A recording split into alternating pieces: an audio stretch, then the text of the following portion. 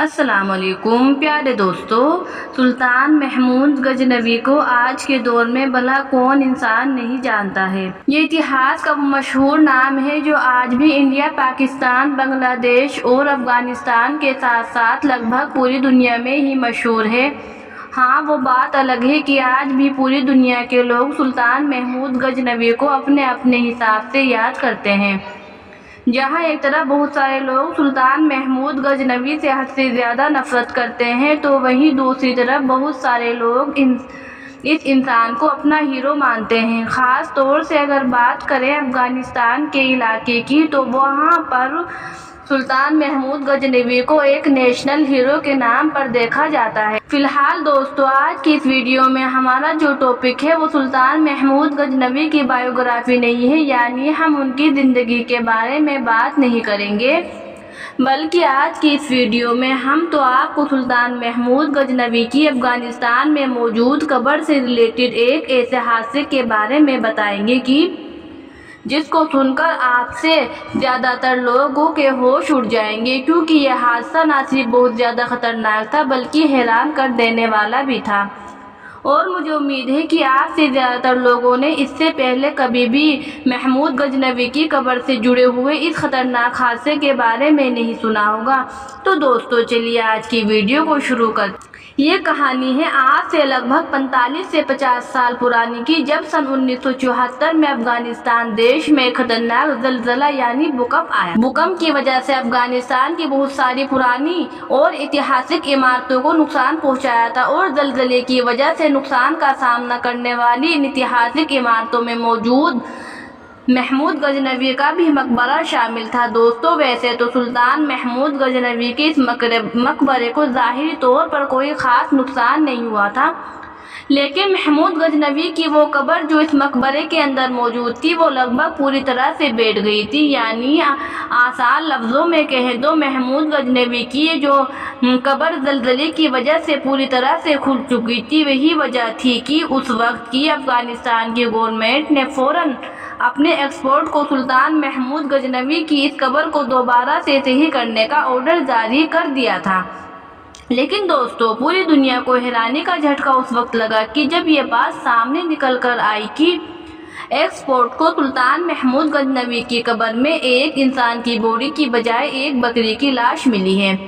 یہ سنتے ہی پورا افغانستان میں افراتفری کا ماحول بننے لگا۔ شروع میں افغانستان کی گورنمنٹ نے اس بات کو چھپانے کی بھرپور کوشش کی، لیکن یہ راز زیادہ دنوں تک راز نہ رہ سکا، اور دھیرے دھیرے کچھ دن کے اندر ہی پورے افغانستان میں لوگ اس بات کو لے کر چرچائیں کرنے لگے۔ یہ بات دھیرے دھیرے افغانستان سے باہر بھی نکل چکی تھی، اور دنیا کے الگ الگ حصوں میں اس بات کو لے کر چرچائیں کی جا رہی تھی کہ آخر محمود غزنوی کی قبر میں ایک انسان کی باڈی کی بجائے بکری کی باڈی یعنی بکری کی لاش کیسے نکلتی ہے۔ جب افغانستان میں رہنے والے بہت سارے لوگوں نے دعویٰ کرنا بھی شروع کر دیا تھا کہ ہو سکتا ہے کہ سلطان محمود غزنوی کی لاش کو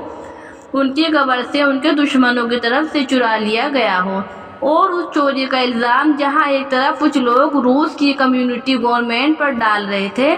تو وہیں دوسری طرف کچھ لوگ دنیا کی الگ الگ طاقتوں پر اس چوری کا الزام لگا رہے تھے، لیکن کوئی بھی انسان ایسا نہیں تھا جو صاف طور پر اس راز سے پردہ اٹھا سکے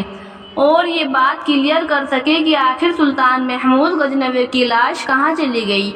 یہی وجہ تھی کہ افغانستان کی گورنمنٹ نے حالات کو جب بگڑتے ہوئے دیکھا تو کھلے طور پر سلطان محمود غزنوی کی لاش کو ڈھونڈنے کا فیصلہ کیا، اور اس کام کے لیے ایک بڑا مشن شروع کر دیا گیا۔ افغانستان کی گورنمنٹ نے اس کام کو پورا کرنے کے لیے آسٹریلیا اور فرانس سے بڑے بڑے ایکسپرٹ کو بلایا تھا،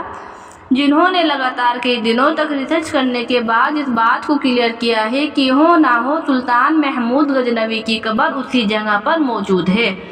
جہاں پر آج کے دور میں محمود غزنوی کا مقبرہ بنا ہوا ہے۔ لیکن جب ان لوگوں نے اس جواب پر ان سے یہ سوال کیا گیا کہ آخر جب محمود غزنوی کی قبر اسی جگہ پر ہی موجود ہے تو آخر ان کی قبر سے ایک انسان کی باڈی کی بجائے ایک بکری کی لاش کیوں نکلی ہے، تو اس پر ان ایکسپرٹ نے جواب دیا کہ ہو سکتا ہے کہ یہ کام کسی غیر کی طرف سے نہیں بلکہ محمود غزنوی کی موت کے بعد ان کے ہی لوگوں کی طرف سے کیا گیا ہو، یعنی ان کے چاہنے والوں نے اس کی موت کے بعد جب ان کو دفنایا ہو تو اس کے اوپر سے ایک بکری کو ذبح کر کے بھی دفنا دیا ہو،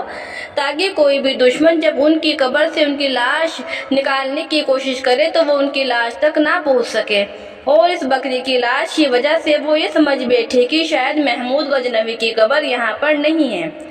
کیونکہ دوستو ہمارے اتہاس میں ایسی بہت ساری مثالیں موجود ہیں کہ جب کسی بھی طاقتور بادشاہ یا سلطان کی موت کے بعد اس کے دشمنوں نے اس سے بدلہ لینے کی